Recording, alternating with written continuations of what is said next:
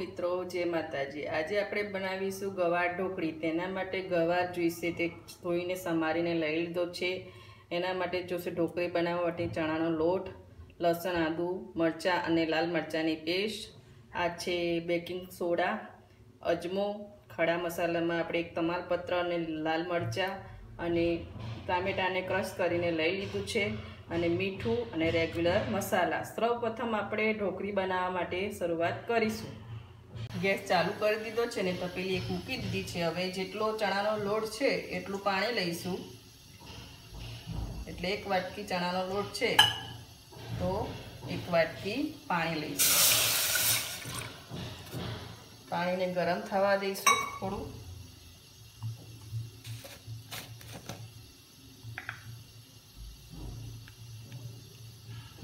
પાણી ગરમ થાય એટલામાં આપણે મીઠું નાખીશું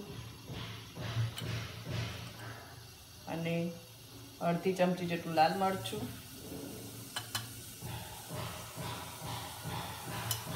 હવે એને ઉકળવા દઈશું।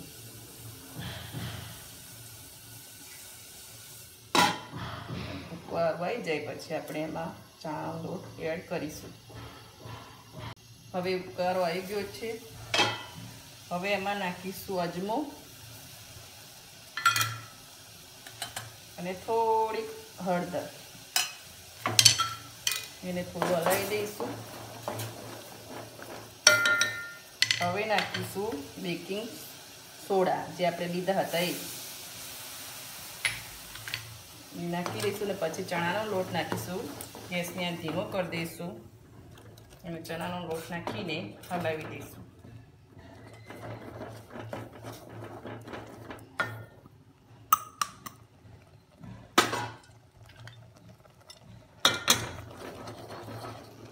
થોડો ના રહે લોટ એ રીતે બધું ફેરવી દેવાનું।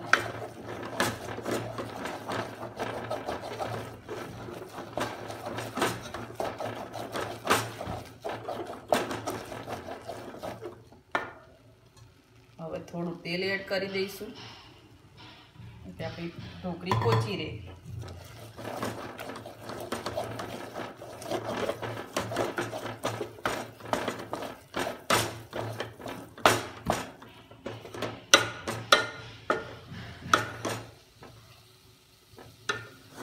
હવે 2 મિનિટ એને ઢાંકીને બાફવા મૂકી દઈશું।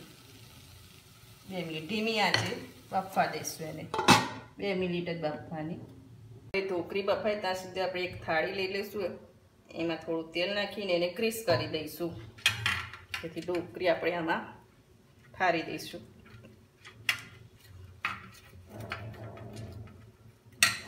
અને એક વાટકી કે ડીશ લઈ લો, એના પાછળ પણ આટલે તેલ લગાવીને એને આપણે ઢોકળીને પોટી કરશું।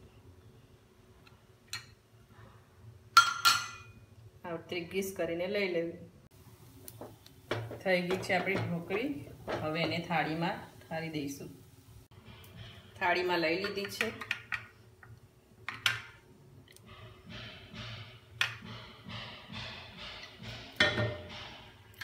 હવે ગ્રીસ કરેલી હતી ડીશ, એનાથી આ વખતે આપણે પોટી કરીશું।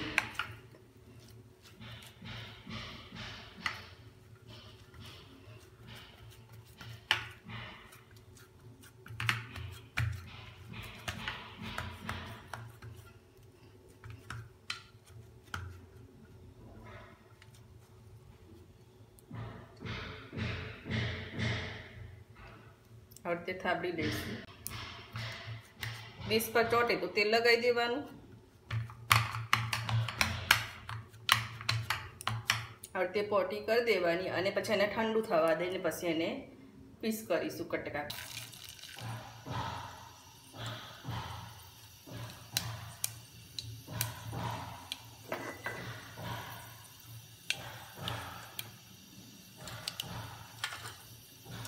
તતરી જાય પછી નાખીશું હિંગ,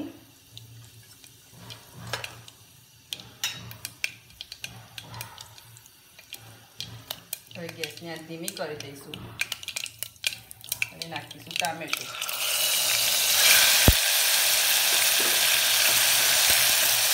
ફેરવી દઈશું પહેલાં।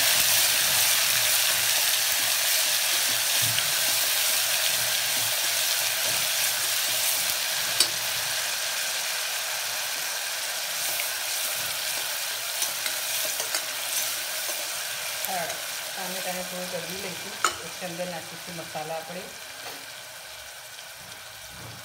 હળદર,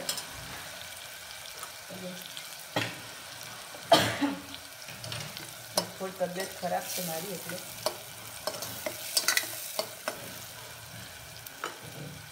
હળદર,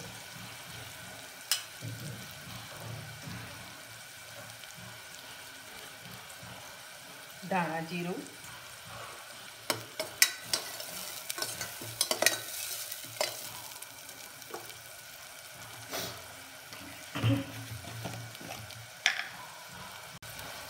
થોડું સ્વાદ અનુસાર મીઠું.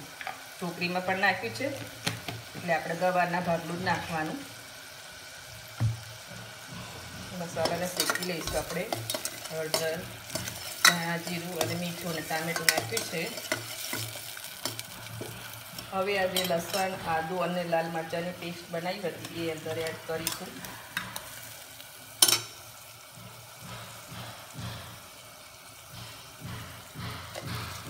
એ મસાલાને થોડી વાર શેકાવા દઈશું. ગેસની આંચ થોડી ફાસ્ટ કરી દઈશું.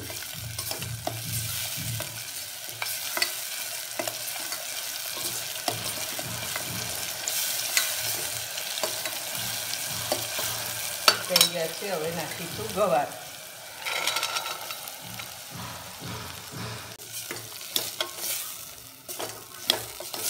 હવે ગવારને થોડી વાર મસાલા જોડે ચડવા દઈશું. પછી એના અંદર નાખીશું આપણે પાણી અને એને 2 મિનિટ જેવું તેલ અને મસાલામાં ચડવા દઈશું. 2 મિનિટ જેવું થઈ ગયું છે. હવે આપણે પાણી એડ કરીશું.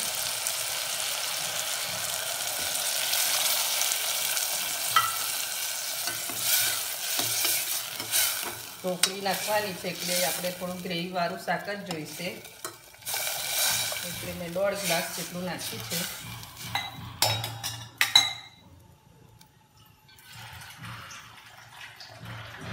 હજુ પણ નાખીશું. હજુ થોડું નાખીશું. દોડ ઉપર થોડું. હવે અને 3 વિસલ કરી દઈશું. 2 થી 3 વિસલ કરી દઈશું. ગવાર ચડે ત્યાં સુધી કરી દઈશું. ઢોકળી ઠંડી થઈ ગઈ છે. હવે આપણે એને કટ કરી દઈશું.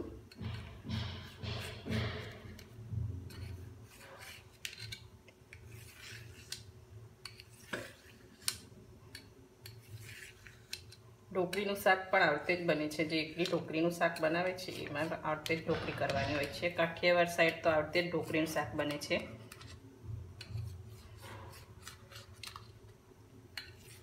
ચણાના લોટને બાફીને એટલે ખીચું બાફતા હોય ને એ રીતે બાફી કાઢવાનું.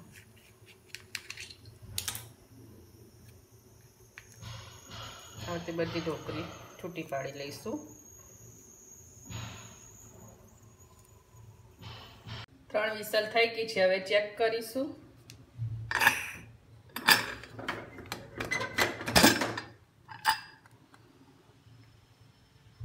હવે ગવાર ચેક કરીશું કે આપણા ગવાર ચડી ગયા છે કે નહીં. આવું ગ્રેવી વાળું જ જોઈશે કેમ કે આપણે હજુ ઢોકળી અંદર ચડી ગયા છે ગવાર.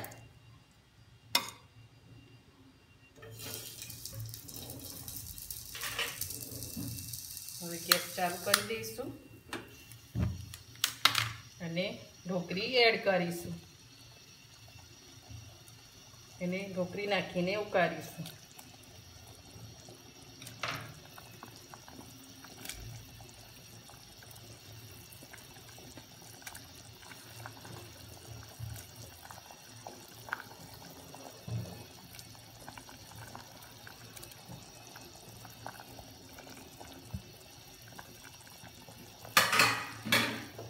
ધીમી આંચ કરી દઈશું જેથી ઢોકળી તો આપણી બફાઈ જ ગયેલી છે પણ આપણે અંદર થોડી વાર એને ઉકાળીશું. ધીમી આંચે એને ઉકળવા દઈશું 5 મિનિટ જેવું. રેડી થઈ ગયું છે આપણું શાક. હવે આપણે સર્વિંગ પ્લેટ પર લઈ લઈશું. ગવાર ઢોકળીનું શાક સર્વિંગ પ્લેટ પર લઈ લીધું છે. જો કેવું સરસ બન્યું છે ગવાર ઢોકળીનું શાક. ઢોકળીને બાફીને બનાવેલી ઢોકળીનું ગવાર શાક કેવું સરસ લાગે છે. જો તમને મારી રેસીપી ગમતી હોય તો મારા વિડીયોને લાઈક કરજો, સબસ્ક્રાઈબ કરજો અને બેલ આઇકન જરૂરથી દબાવજો, જેથી મારા વિડીયોની નોટિફિકેશન તમારા મોબાઈલમાં આવી જાય. અને જો કેવું સરસ બન્યું છે ગવાર ઢોકળીનું શાક. તમે પણ બનાવજો અને પછી મને કોમેન્ટમાં કહેજો કે કેવું બન્યું હતું ગવાર ઢોકળીનું શાક.